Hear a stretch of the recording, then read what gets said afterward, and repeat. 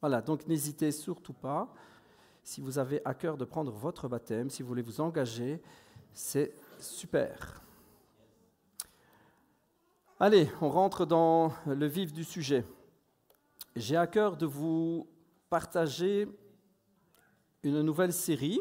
On va entamer une nouvelle série de messages. Franchement, comme ça arrive souvent, je ne fais pas super gaffe à la liste de chants qu'on va chanter et au message que je prépare. Souvent, je ne fais pas super gaffe, mais je vais vous inviter aujourd'hui à vous lever. Donc le chant « Lève-toi » qu'on a fait en dernier, je n'ai même pas fait gaffe. Non, mais vous pouvez rester assis pour le moment, hein, mais spirituellement, on va se lever. Donc, je n'ai même pas fait gaffe. Là, logiquement, ma sœur devrait me gronder en me disant « Donc, ça veut dire que tu n'as pas vraiment écouté la liste ?» Si, mais je n'avais pas fait attention qu'il disait Lève-toi en français. J'avais écouté en anglais.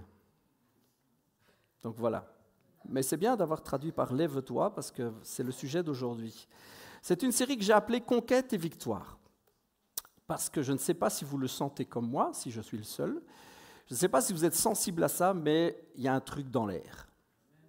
Il y a un changement. Je ne sais pas si vous le sentez, je ne sais pas si vous avez les doigts qui picotent et les orteils comme moi. Vous dites, il y a un truc dans l'air. Vous savez, c'est comme quand l'été arrive. Vous savez, il commence à faire super tôt au clair, on entend des petits osios. Vous sortez dans le jardin un samedi après-midi, vous entendez les tondeuses des voisins. L'odeur des barbecues. Et là, vous vous dites tout d'un coup, les vacances arrivent. Ah. C'est la même chose spirituellement. Je sens le truc arriver. J'espère que je ne suis pas tout seul sur le coup. Mais je sens que ça arrive. Quelqu'un dans la semaine m'a dit, alors c'est rigolo parce qu'en plus il m'a dit, je te le dis comme je l'ai reçu en anglais, alors je te le dis. Il me l'a dit en anglais. Revival is coming. Il me dit, je te le dis en anglais parce que je l'ai reçu en anglais. J'ai dit, ok. Sois béni mon frère Michel. Et je le crois vraiment. Le réveil est en cours. Revival is coming. Le réveil arrive. Le réveil arrive. Il y a quelque chose qui est en train de se passer.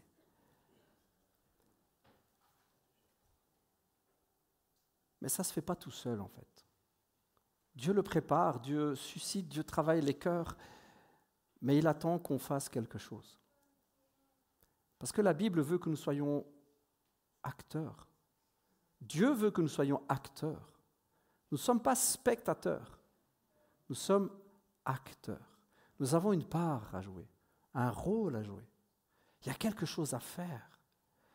Ce n'est pas quelque chose qui prend cours comme ça, on dit « Oh, tiens, le réveil ».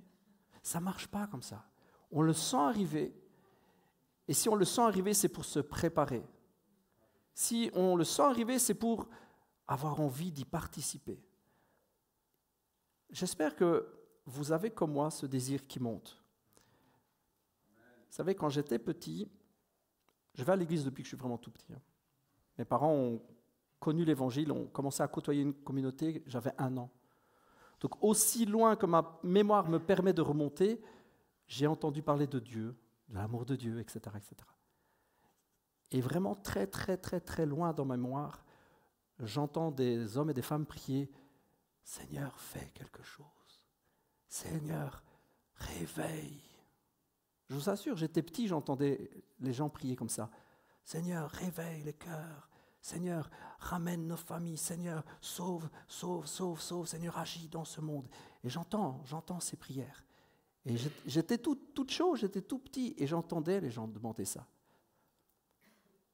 Vous savez, si aujourd'hui un réveil peut réellement prendre place, c'est parce qu'il y a des gens qui ont prié. Vous connaissez Renard Banquet ? L'évangéliste qui est parti pour la patrie céleste, il est déjà au ciel, il fait la fête. Il a beaucoup travaillé en Afrique.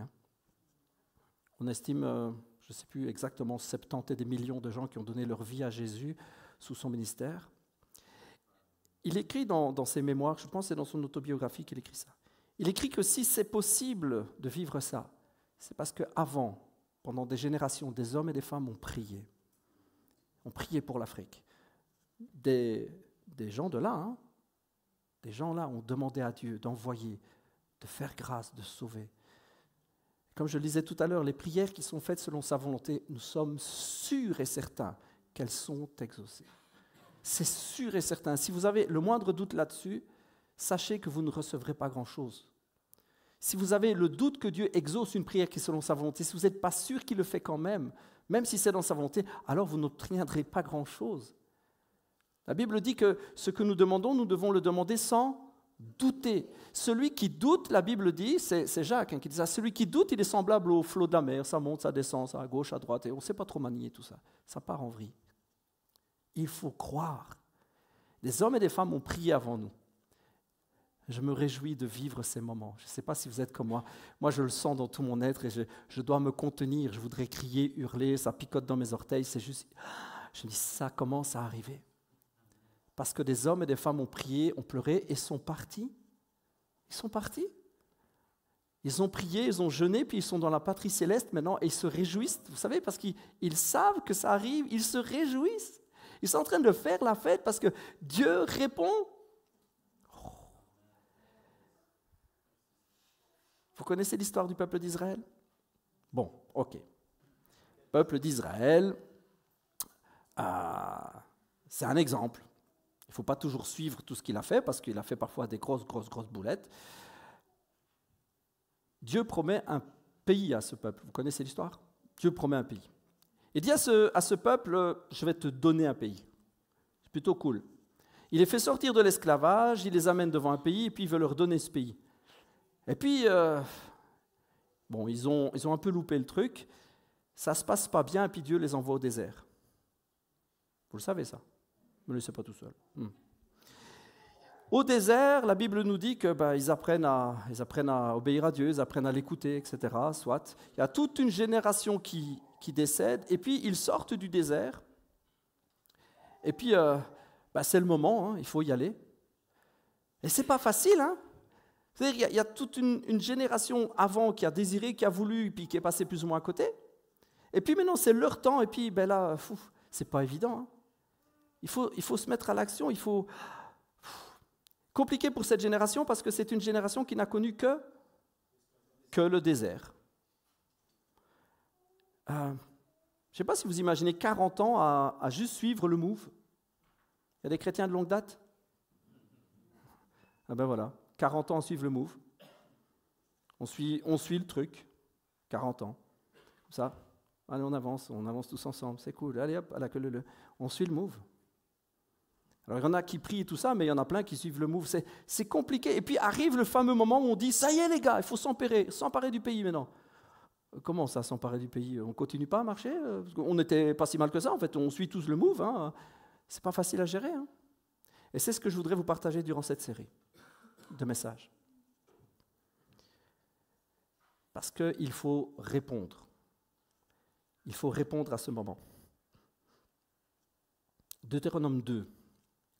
Le temps que durèrent nos marches de Kadès Barnéa, dira Moïse, au passage du torrent de Zéred, fut de 38 ans, jusqu'à ce que toute la génération des hommes de guerre eût disparu du milieu du camp, comme l'Éternel le leur avait juré. La main de l'Éternel fut aussi sur eux pour les détruire du milieu du camp, jusqu'à ce qu'ils eussent tous disparu. Lorsque tous les hommes de guerre eurent disparu par la mort du milieu du peuple, l'Éternel me parla, c'est Moïse qui parle, Tu passeras aujourd'hui la frontière. C'est le jour à pas louper, vous comprenez? Il y a des moments dans la vie comme ça, il ne faut juste pas les louper. Dieu dit à Moïse, aujourd'hui.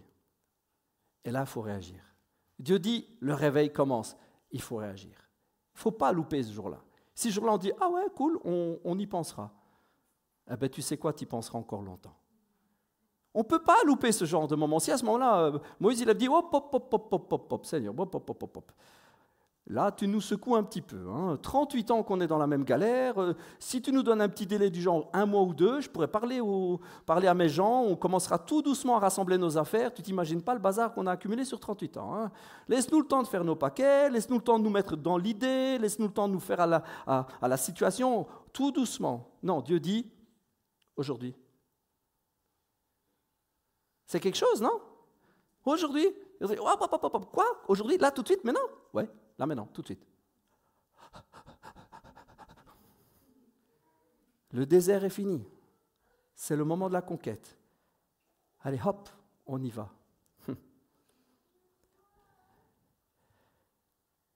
Est-ce qu'il faut faire quelque chose? Est-ce qu'il faut juste attendre?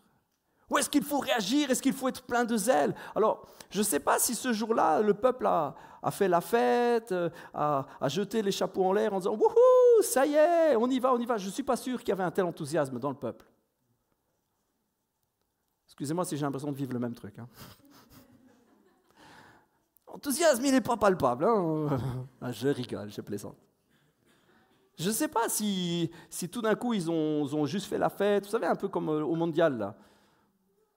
Les gens sortent et puis ils klaxonnent dans les rues. Ça y est, on a gagné. Je ne sais pas s'ils sont sortis de leur tente et ça y est, on va à la conquête du pays. Je ne suis pas sûr parce que dans la mémoire collective, il y avait quand même une fameuse défaite quelques années auparavant. Donc je ne suis pas sûr qu'ils étaient super motivés. Mais il y a une chose à faire, il y a à réagir. Et aujourd'hui, le Saint-Esprit nous dit, il faut réagir. Là, maintenant, il faut se mettre à l'action. Ce n'est pas demain. Ce n'est pas dans 3 semaines. La Bible dit quand tu entends, il faut réagir tout de suite. Quand tu entends, aujourd'hui. Si le Seigneur te parle, et alors que je ne fais que commencer ce message, ce n'est que mon introduction aujourd'hui, mais je sais que si je dis ça, il y en a certains, ils ont déjà le cœur qui bat. Ouais, c'est vrai, il faut se mettre à la... Si tu as le cœur qui bat, il faut réagir tout de suite. Il ne faut pas attendre demain. Il ne faut pas attendre que cet enthousiasme, cette joie dont l'Éternel te revêt, il ne faut pas attendre que ce feu qui commence à bouillir en toi, il ne faut pas attendre qu'il s'éteigne, il faut réagir de suite. Alors il faut se bouger, il faut agir, il faut briller et il faut conquérir. Il faut aller à la conquête. Il ne faut pas attendre, il faut réagir. Voici ce que Moïse va dire de la part de Dieu à ce peuple. Et on va travailler pendant quelques semaines sur ce passage. Vous êtes OK? Je vous donne rendez-vous pour quelques semaines. C'est chouette, on va se voir plein de fois. Oh, pas plus de 10 messages, ne vous inquiétez pas. Pasteur André dit, ça va, en vacances pendant 2 mois, c'est bon. C'est ce que tu disais, hein? Bah ouais. Eh ben non, 5 messages, grand maximum. On va le faire correctement. Voici ce passage.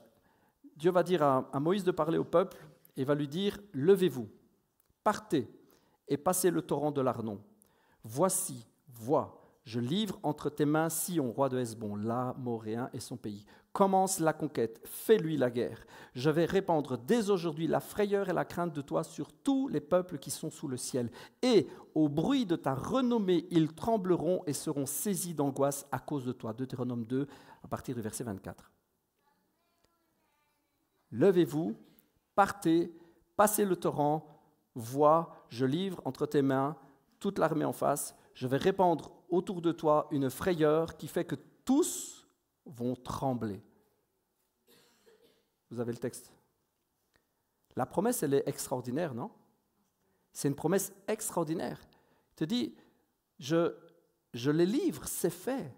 Je les livre entre tes mains.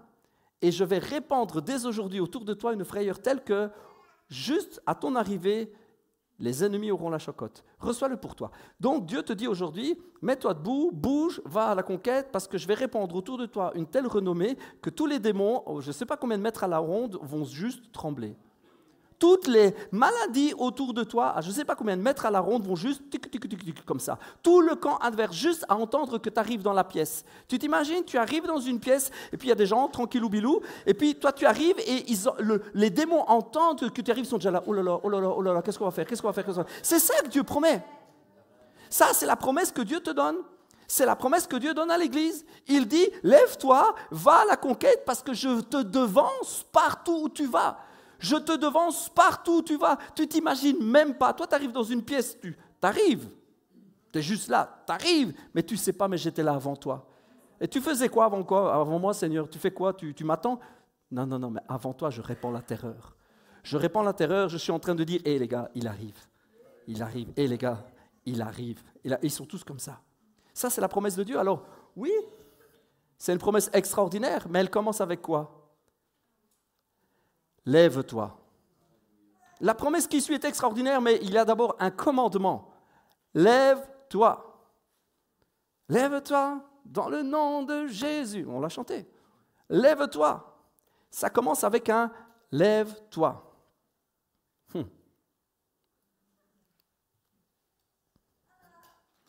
Ce qu'il y a, c'est que ce n'est pas évident de le faire quand on a fait, je ne sais pas combien d'années de monotonie d'église. Compliqué, hein? Quand ça fait des années qu'on est dans la monotonie d'église, vous savez, on vient le dimanche, c'est cool, on s'assied, parfois on se lève, mais pas trop parce que c'est fatigant. Et puis, allez, on bat des mains. Oui, Seigneur, on bat des mains. Oui, oui, allez, c'est cool. Et puis on rentre chez soi.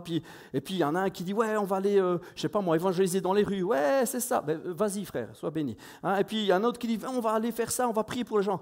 Ouais, sois béni aussi, frère. Oui, oui, on va aller à l'église, on va faire ça. Oui, soyez bénis. Moi, je vais le dimanche, c'est déjà bien. Compliqué hein, quand on est dans la routine d'église, la routine de religion. Et je ne jette pas du tout la pierre. Je ne jette pas du tout la pierre, parce qu'on a vite fait de condamner ceux qui ont fait comme ils savent, comme ils ont toujours connu. Facile d'arriver après 20 ans de désert et puis taper sur la tête des gamins qui sont dans le désert en disant « Et alors les gars, vous ne bougez pas ?» Je ne sais pas, moi je suis né dans le désert, tu connais autre chose toi ? Je ne sais pas, moi je suis né là. Hein. Ah mais non, mais il y a des promesses extraordinaires. Dieu t'appelle à faire des tas de choses. Tu verras un jour, tu feras des tas de choses. Enfin, en même temps, moi je vois sable, sable, sable, sable, sable. Oh, montagne, sable, sable, sable. Oh, deuxième montagne, c'est génial. Sable, sable, sable. Moi je vois rien. C'est difficile quand on a une vie monotone. Difficile de saisir que mais Dieu est avec toi. Regarde les promesses qu'il te fait. Difficile. Alors quand c'est difficile, on a du mal à réagir. Et quand on a du mal à réagir, on a toujours quelqu'un qui nous condamne. Quoi ? T'es pas motivé? Mauvais chrétien. On a vite fait de condamner ceux qui ne réagissent pas, mais vous savez, on a besoin parfois de temps pour réagir. Moi, je vous dis, il faut réagir tout de suite, mais c'est pas évident. C'est pas évident, mais Dieu veut nous pousser à sortir de notre confort. Jésus va rencontrer un gars qui s'appelle Pierre. Pierre, c'est un pêcheur de profession. Je suppose qu'il connaît son métier. Jésus arrive, il y a toute une foule. Pierre, il est là, il se cafote avec ses filets. Ça tombe bien. Jésus a besoin de pouvoir aller un peu sur l'eau pour que sa voix soit portée à toute la foule. Donc il dit à Pierre, « Salut l'ami, est-ce que tu veux bien me conduire un peu plus loin sur l'eau ?» Je ne t'explique pas le phénomène physique, mais en fait, parce que moi je connais tout, mais toi tu ne connais rien, ma voix va être portée, tu vois, c'est de la physique. Ma voix va être portée et comme ça tout le monde entendra. Il lui dit rien, il lui dit juste, est-ce que tu veux aller plus loin? Je vais parler. Et il enseigne la foule. Évidemment, Pierre, il se cafote ses filets, mais il écoute. Mais soit. Arrive la fin du discours et ce fameux Jésus dit à Pierre, dis l'ami, jette tes filets, on va pêcher. Alors là, vous avez Pierre qui dit, maître, j'ai pêché toute la nuit. Je connais un peu mon métier. Là, tu as passé une demi-heure, une heure à parler. Tu peux être sûr que, je ne sais pas combien de mètres à la ronde, il n'y a pas un péchou. Hein. Ils ont tous entendu, ils ont tous peur, il y a du soleil, ce n'est vraiment pas le moment. Mais que soit, à ta parole, je jetterai donc les filets. Vous connaissez la suite de l'histoire, une pêche absolument miraculeuse, à en casser les filets, à faire couler la barque, ils sont obligés d'appeler des autres, et puis Pierre, il se rend compte du truc qu'il est en train de vivre, ils vont jusqu'au bord, il dit à Seigneur, Seigneur, retire-toi de moi, je suis qu'un homme pécheur, l'épouvante l'avait saisi. Intéressant de voir comment Pierre réagit à une invitation de faire autrement que d'habitude. Ce n'est pas facile, je vous assure, ce n'est pas facile. Jésus lui dit, avançons en pleines eaux et on va pêcher. Ce n'est pas évident.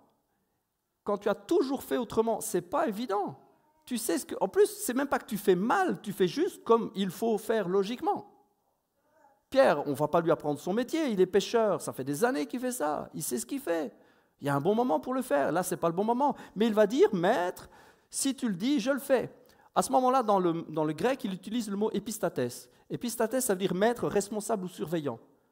Il reconnaît en Jésus quelqu'un qui a une certaine autorité presque écolière. Il voit le gars, il dit, bon, ça a l'air d'être quelqu'un de respectable et respecté. Il ne le connaît pas spécialement plus. Il appelle maître, mais ce n'est pas un terme religieux du tout. Il reconnaît juste un enseignant, avec un certain respect. Il dit, ok, maître, tu as l'air de savoir ce que tu racontes, on va le faire.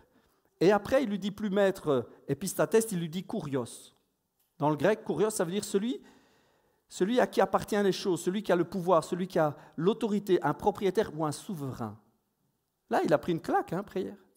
Lui, vous savez, c'est ce qui se passe souvent dans la vie chrétienne. On écoute, on vient à l'église et c'est de l'enseignement. C'est presque scolaire. On reconnaît, oui, puis on nous parle de Dieu, oui, je reconnais, ça a l'air logique, tout ce qui est raconté, et puis on peut même s'engager avec cette vie-là, puis on peut même vivre des choses, c'est-à-dire, oui, je donne mon cœur à Jésus, mais ça reste scolaire.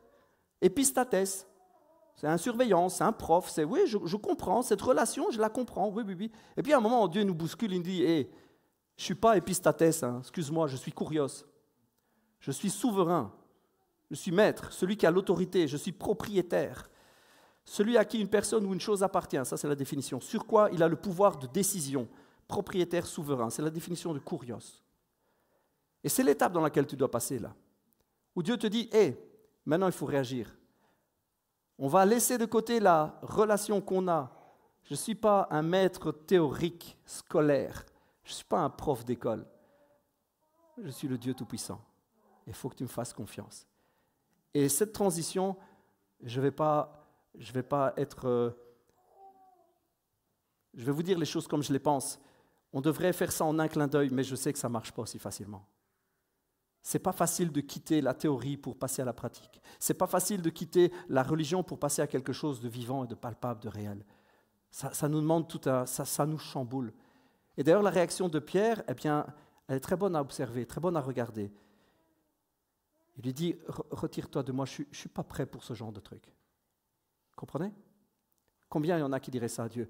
Le réveil, mais attends. Moi, je viens de connaître X années de vie chrétienne où j'ai fait juste comme on m'a dit qu'il fallait faire.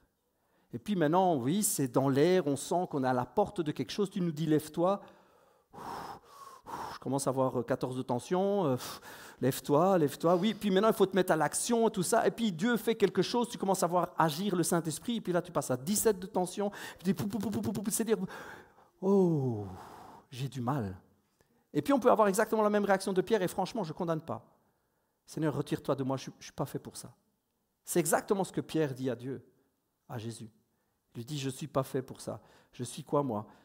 Je suis qu'un homme pécheur, je suis un homme pécheur. Seigneur, retire-toi de moi, verset 8. Donc c'est Luc 5 au verset 8. Pierre tomba à genoux de Jésus, dit, Seigneur, retire-toi de moi, parce que je suis un homme pécheur. L'épouvante l'avait saisi, lui et tous ceux qui étaient avec lui, à cause de la pêche qu'il avait faite. Ce n'est pas le discours de Jésus qui a bouleversé Pierre. C'est ce qu'il a vu. Ah oui, mais en une fraction de seconde, sa foi est passée de théorie épistatès scolaire à kurios, un Dieu souverain, maître, à qui tout obéit. Ouh là là là là.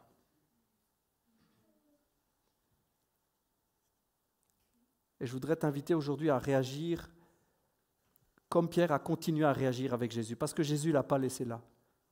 Peut-être tu te dis, ouais, mais le réveil, le bazar, en fait, moi, je ne suis pas sûr que c'est fait pour moi, tu sais, moi, je ne suis pas sûr. Moi, je ne suis pas sûr que vraiment imposer les mains, chasser les démons, aller dans les rues, parler en langue partout, rien que d'y penser. Et quoi alors? Ça veut dire que peut-être il y en a certains qui vont quitter leur boulot, certains vont laisser tomber, certains vont vendre leur propriété, certains vont partir à l'étranger. Oh là là là là, trop de chamboulements, Seigneur, ça c'est un peu too much. Quoi, c'est-à-dire consacrer ma vie?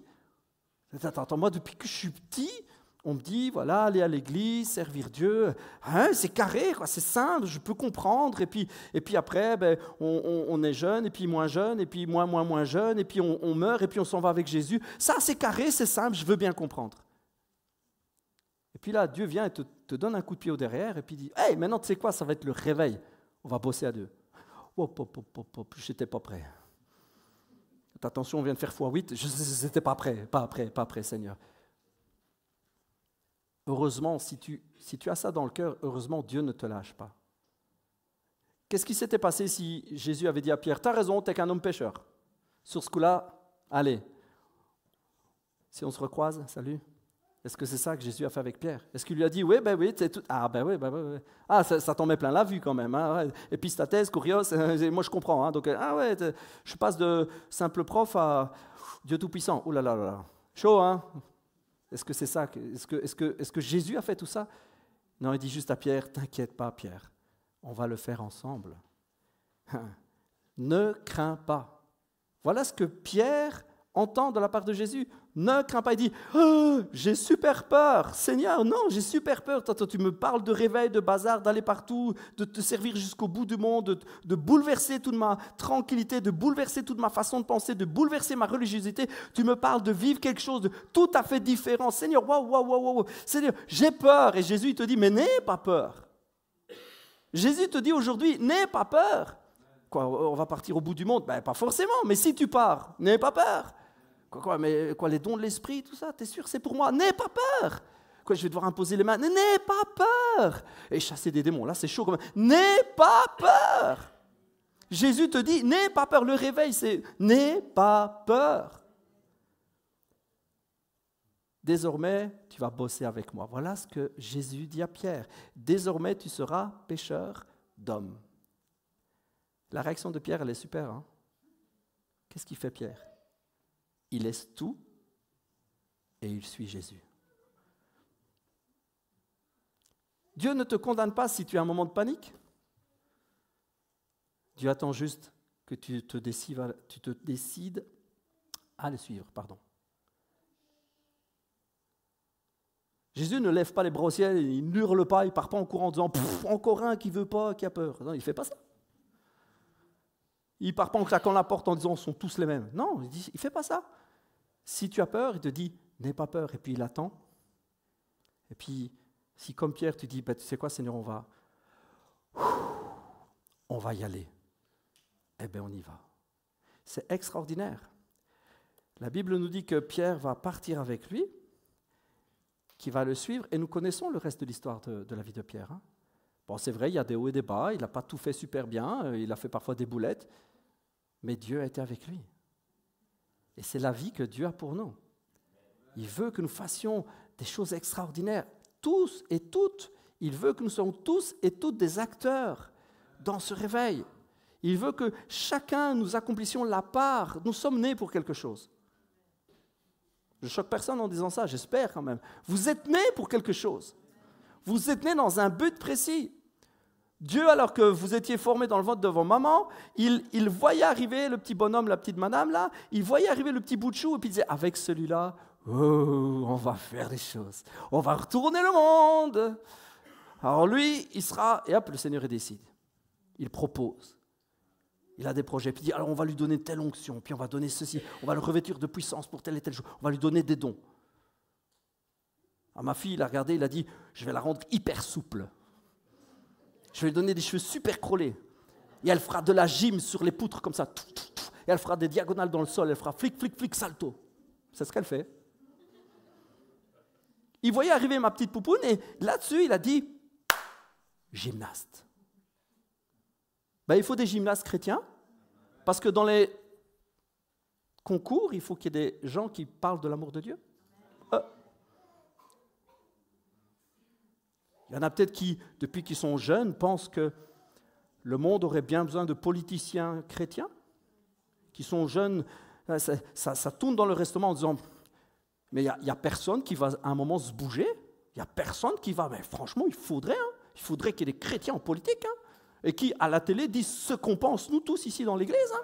Alors, il faudrait que, dans les débats, il y en a qui soient là avec leur Bible en disant « Ouais, ben, vous savez, la Bible, elle dit ça. » Boum. T'as jamais pensé au fait que si c'est ce que tu as dans le ventre, c'est peut-être ce que tu devrais faire? Il y a moins d'amène sur ce coup-là, mais...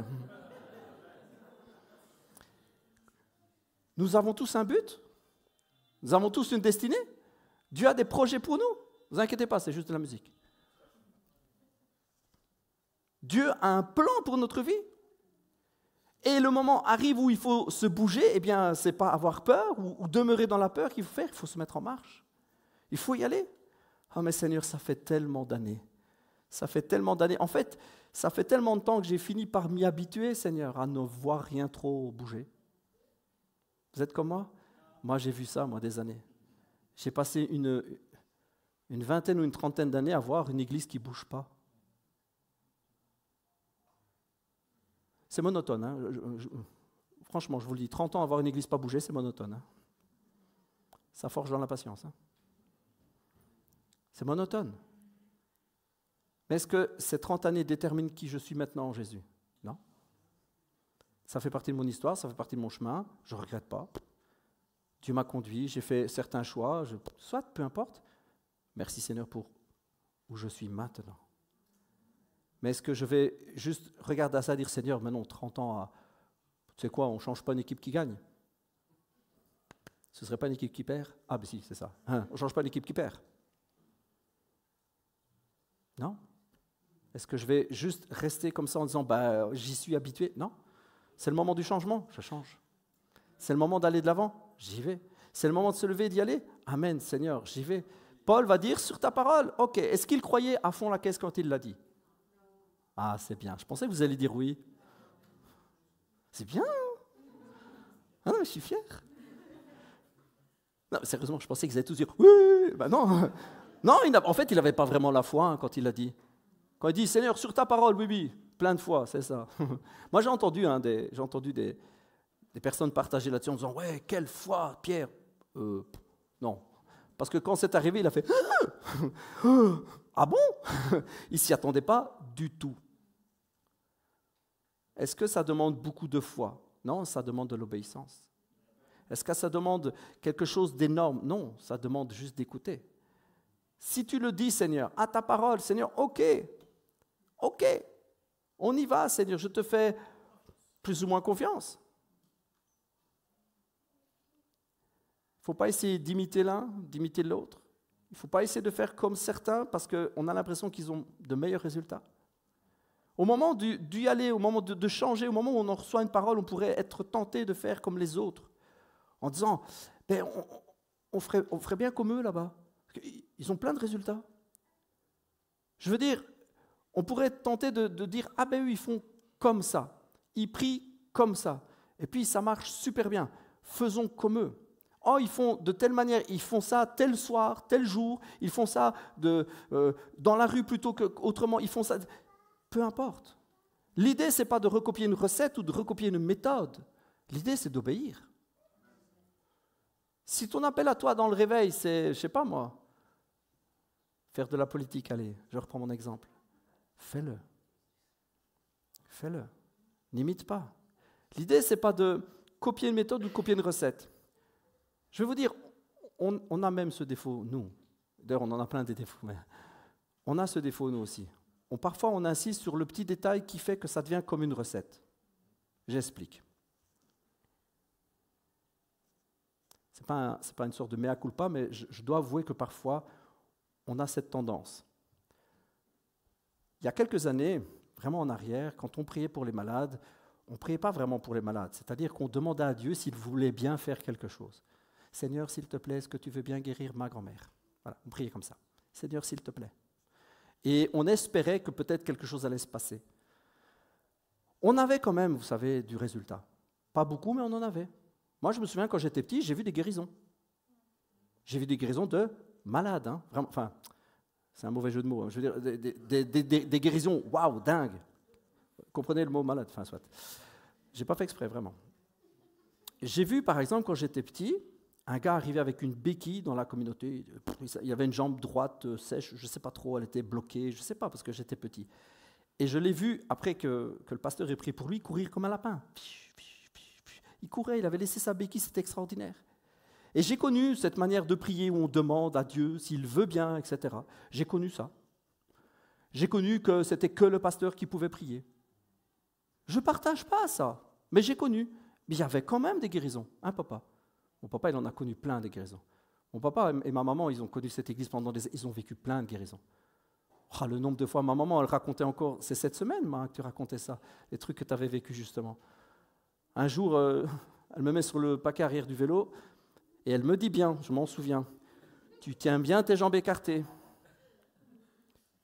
C'est connu, les enfants écoutent bien leurs parents. On n'a pas fait 5 mètres que j'ai fermé les jambes. Elle rigolait pas, hein, mon pied il a pris dans la roue et tout, j'ai été abîmé jusqu'à l'os. Je me souviens encore, maman, elle tirait sur ma jambe pour la faire sortir de la roue, des rayons. Elle a eu un super réflexe. Elle m'a amené à l'intérieur, elle a prié, elle a téléphoné au pasteur. Frère, il faut prier, mon fils, il est blessé. Je me suis réveillé, parce que je me suis endormi, je me suis réveillé, je sautais, je jouais, plus rien. J'ai encore la cicatrice aujourd'hui. Hein. J'ai vraiment une grosse cicatrice à cet endroit-là. Elle a eu ce réflexe. Alors, est-ce qu'il n'y a que le pasteur qui peut prier? Non, je ne partage pas. Mais on a vécu des trucs de dingue. Et après, nous, on a été chamboulés dans la foi, etc. On a été propulsés dans autre chose. On a commencé à chercher Dieu, puis les années ont passé, etc. Puis nous, on est maintenant vivés à côté, puis on commence à prier. Et puis nous, on prie autrement maintenant. Amen, on prie autrement. On prend autorité. Je pense que c'est bien meilleur. On s'est mis à prier comme Jésus, en disant, maladie, tu t'en vas. Douleur, tu t'en vas. On a eu beaucoup plus de résultats. C'est vrai. Beaucoup, beaucoup plus. Mais voyez, le problème, c'est qu'on peut en faire comme une sorte de méthode. Suivez-moi bien. Est-ce que c'est réellement le fait que je dis « maladie, tu t'en vas » qui fait la différence? Est-ce que c'est parce que je dis « Seigneur, s'il te plaît, guéris » qu'il ne guérit pas?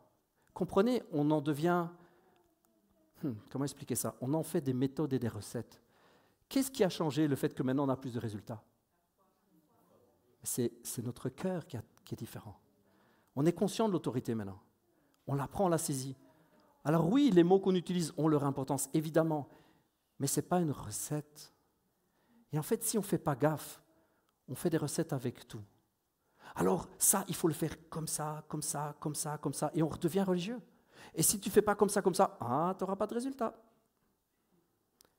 Et c'est comme ça, comme ça. Mais nous, on a le fire, nous, maintenant. Donc maintenant, ça va. On fait comme ça, on fait comme ça. Ce n'est pas ça le truc, les amis. Le truc, ce n'est pas ça. C'est que Dieu nous a amenés autre part. Il nous a changés à l'intérieur. Alors oui, nous disons les choses autrement. Et je suis pour le fait de dire à la maladie, non, je fais ça maintenant. Mais ce n'est pas une recette. Ce que Dieu regarde quand tu dis ça, c'est ton cœur. T'en es où, toi, dans ta foi à ce moment-là? Toi, tu dis, moi, ce que je crois, c'est que la maladie, elle plie le genou devant Jésus. C'est ça que Dieu regarde. Tu dis, mais moi j'y crois. Tu pourrais encore le dire un peu autrement. Peu importe, tu touches pas. Peu importe. Tu touches le bon endroit ou pas. Peu importe.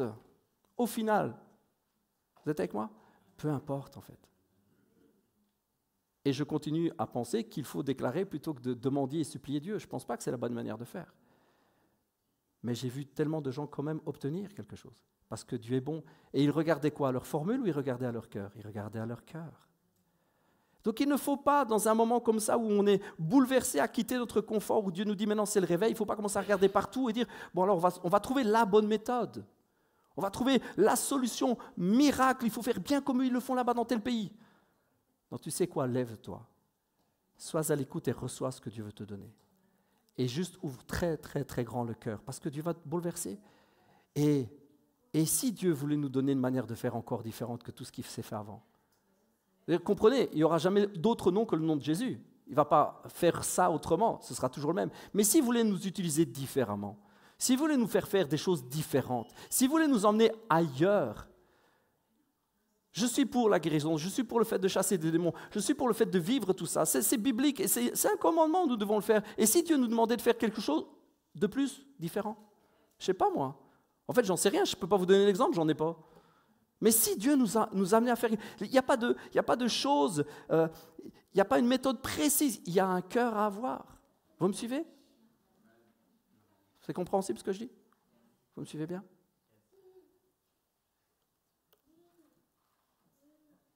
Le temps du changement est là. Le temps du changement est arrivé. Il y a vraiment, c'est dans l'air, on sent que Dieu est en train de faire un grand mouvement. Il prépare beaucoup les cœurs. Il est en train de donner de l'envie. Il est en train de susciter des ouvriers. Il est en train de parler à des cœurs. Il est en train de réveiller la jeunesse. Il est en train d'agir. Il est en train de répandre des dons. Il est en train de répandre sa vie. Le feu, les Saint-Esprit répandus. Il y a une jeunesse qui se lève. Il y a des papis-mamies qui sont en feu aussi. Il y a toute une église qui est en train de reprendre vie. Il y a vraiment une soif qui grandit. Il y a une sainte insatisfaction qui est là. On est en train de dire et de crier depuis des mois, des années, Seigneur, nous voulons vivre plus. Il y a une génération, 2 générations, 3 générations avant nous qui ont prié en disant Seigneur, on va le réveiller. C'est dans l'air, c'est en train de se faire. Alors qu'est-ce qu'il faut faire? Il faut se lever, mais s'attendre à quelque chose de nouveau. Et juste lui faire confiance. Seigneur te dit, tu sais quoi, lève-toi. Il ne te dit pas lève-toi, fais plein de trucs que je te... Non, lève-toi. lève-toi. Et nous devons saisir ce moment. C'est aujourd'hui. Nous devons avoir cette insatisfaction profonde. Oui, Dieu va dire par la bouche de Moïse, levez-vous. Levez-vous et partez. C'est le moment d'agir. C'est le moment de répondre. C'est le moment d'obéir. Nous allons, dans les dimanches qui viennent, passer sur tout ce passage. Nous allons vraiment regarder à partez, passer le torrent, voie, il livre, commencer la conquête et faire la guerre. Nous allons voir tous ces passages, parce que c'est extraordinaire. C'est extraordinaire la richesse qu'il y a là-dedans. Les enseignements qu'André Woumac a partagés il y a déjà quelques temps, ils m'ont bouleversé, ces enseignements. Et je voudrais vraiment vous les partager parce qu'il y a une richesse là. Il y a une richesse. Dieu veut vraiment nous faire bouger. Il veut nous faire quitter notre zone de confort. Il veut nous mettre à l'action. Ce n'est pas une question de recopier ce qui a déjà été fait, c'est une question d'obéir, de se lever et de lui faire confiance. Ça ne demande pas grand-chose. Ça demande un peu de foi et de l'obéissance. Ah, je sais, l'obéissance, ce n'est pas super à la mode. Ce n'est pas la mode, hein. Non, ça je peux vous dire que ce n'est vraiment pas la mode. Dans beaucoup de milieux chrétiens, on ne parle pas d'obéissance, on ne parle pas de sanctification, on ne parle pas de se mettre à part, on ne parle pas de soumission. Ouh là là là, que des vilains mots, que des vilains mots. Il y en a certains, s'ils pouvaient, ils retiraient tous ces mots-là de la Bible. L'obéissance, la soumission, que c'est moche tous ces mots. Et pourtant, vous savez quoi? Ce sont tous des mots d'actualité. Vraiment. Ce sont des mots d'actualité. Est-ce que Dieu me demande d'obéir? Un peu mon neveu. Tout est basé là-dessus. Est-ce que Dieu me demande d'être soumis? Bien sûr qu'il me demande d'être soumis. Est-ce qu'il me demande de lui faire confiance d'une manière radicale? C'est clair. Dieu nous demande tout cela. Est-ce qu'on va y arriver comme ça du jour au lendemain? Pas sûr. Est-ce que c'est une marche dans laquelle il nous accompagne? Ouais. Est-ce qu'il nous tient par la main? Ouais. Est-ce qu'on va faire un bout de chemin avec lui qui va être absolument extraordinaire? Yes. Est-ce qu'on va vivre un réveil qui va tout dégommer? Yes. Amen. Est-ce que ça va être fabuleux? Oui. Est-ce que ça va être dur? Est-ce qu'on va avoir chaud et des gouttes comme ça? Oui. Est-ce que ça va nous demander un esprit de sacrifice et d'abandon? Oui. Est-ce qu'on va devoir quitter parfois des trucs? Oui. Est-ce qu'on va être mis au défi? Oui. Est-ce que ça va nous coûter cher? Oui. Est-ce que ça en vaut la peine? Ouh, que oui. C'est glorieux ce que Dieu prépare. J'espère que vous le sentez. C'est glorieux ce que Dieu prépare. Il y a un bouleversement qui vient sur ce monde qui est glorieux. Il est glorieux ce bouleversement. On a une chance extraordinaire d'être en vie, nous, aujourd'hui. Je vous assure, nous avons une chance extraordinaire d'être en vie aujourd'hui. Il y a vraiment des... Oh Seigneur Jésus, il y a des carrières à prendre avec Dieu là. Oh, il y a des destinées à prendre. Hein. Je vous assure, il y a à se lever, à dire Seigneur, je veux être acteur de ce réveil. Seigneur, je veux marcher avec toi là, parce que c'est un bon moment pour être en vie et pour être chrétien. Seigneur, on va vivre des trucs, c'est un bon moment pour te connaître. Il y a des postes à pourvoir. Je parle d'une manière vraiment spirituelle. Ne croyez pas qu'on va faire tous des carrières, ça n'a rien à voir, mais il y a des destinées à saisir. Dieu veut vraiment bouleverser cette génération. Il veut bouleverser ce monde. Dieu aime vraiment, au-delà de ce qu'on peut imaginer, il aime vraiment ce monde. Et il est prêt à mettre tout en œuvre pour que ça change, pour que ce monde soit transformé. Alors c'est l'invitation que je vous lance. C'était juste mon introduction. On va voir dans les semaines qui suivent tout ce qui suit. Ça va être cool. Je vous assure, ça va être une bonne série de messages. C'est pas pour me lancer... Ah, je vais me le dire parce que de temps en temps, ça fait du bien. Miguel, ça va être vraiment bon. Non, mais je rigole. Mais c'est le contenu qui est vraiment bon. C'est vraiment un bon moment pour être en vie. C'est un bon moment pour servir Dieu. C'est vraiment un bon moment pour se mettre debout. Je vous invite vraiment à suivre cette série de messages. Je vous invite à vous mettre à l'action. Je vous invite à être réceptif. Je vous invite à vous ouvrir. On a vécu une Pentecôte qui était super. On a été engagés. Il y en a plein qui ont dit « Seigneur, je veux être missionnaire pour toi, je veux te suivre. » Je vous ai tous pris au mot. Ah ouais, maintenant on va vivre ça. On va se mettre debout. Missionnaire, ce n'est pas tous partir au bout du monde. Hein. Moi, j'ai la chance, c'est un privilège que j'ai. Je suis parti à Madagascar plusieurs fois avec mon épouse. On va y retourner plein de fois. Puis on a d'autres pays que Dieu nous a mis à cœur. On va voyager beaucoup, c'est extraordinaire. Et je sais qu'il y a plusieurs personnes de la communauté qui vont voyager avec nous. Puis on va envoyer des missionnaires, etc. Mais missionnaire, c'est aussi parler à ton voisin, hein, l'ami. Hein. Missionnaire, c'est là dans ton milieu de travail de parler de l'amour de Jésus. Ça, c'est missionnaire. Le champ missionnaire, c'est ta maison, c'est ta famille, c'est tes voisins, c'est tes amis. Ce n'est pas toujours le bout du monde. Hein. Je lisais pas plus tard que ce matin. Je l'ai lu à ma femme d'ailleurs pour lui dire. Je lisais pas plus tard que ce matin. Un jeune couple missionnaire. Vraiment, j'ai vu la photo, ils sont super, super beaux. Bon, ma femme et moi, on est beaux aussi, mais c'est super beau. Le monsieur 24 ans, la jeune fille 21 ans. Missionnaire à Haïti. Ils sont morts. C'est ça aussi missionnaire. Oui, ils se sont fait tuer. Alors qu'ils annonçaient l'évangile, ils ont été pris par des gangs et ils se sont fait flinguer. C'est ça aussi missionnaire. Hein? Oui, l'idée, c'est pas de dire « ouais, je vais aller là-bas parce que quand j'ai vu les photos de Pasteur Michael, il y avait quand même la plage, ça avait l'air super beau. Pasteur Déborah elle est revenue avec un petit teint bronzé qui était tout joli, c'est sympa l'émission. Oui, mais ce jeune couple-là, ils sont partis pour l'éternité, c'est fait. C'est ça aussi la mission. Hein. Vous êtes là-bas, à 10 000 km d'ici, puis quelqu'un peut juste péter un câble en vous voyant. Comme ça peut arriver ici aussi. Hein.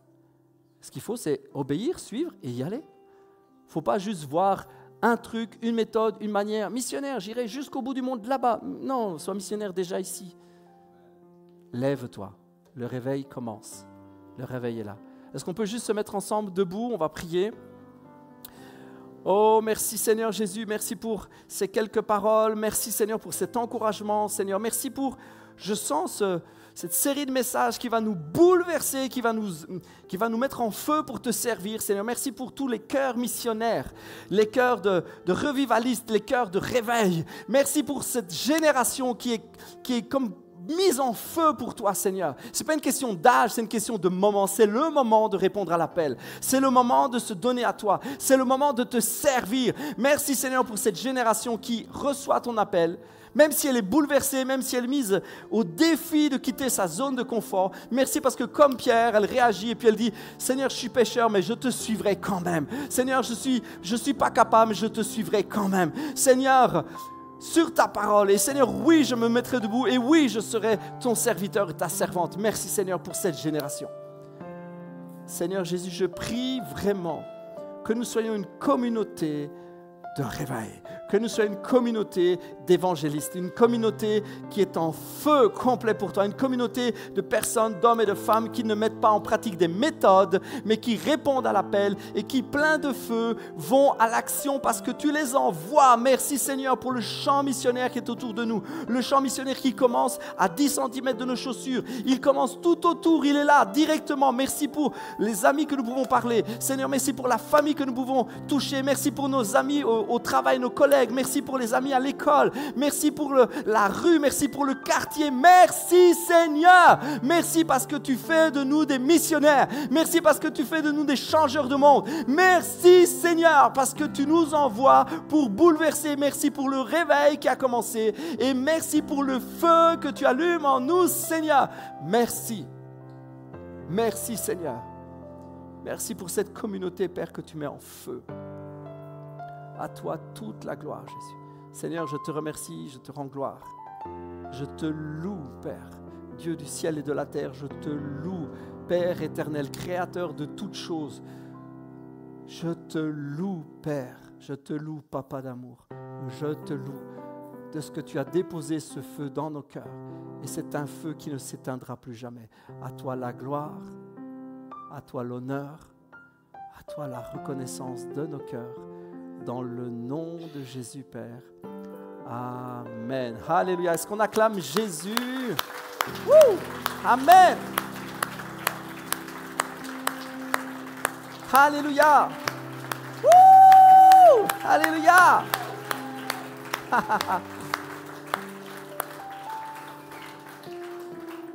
Je vous donne rendez-vous les 4 ou 5 prochaines semaines qui suivent.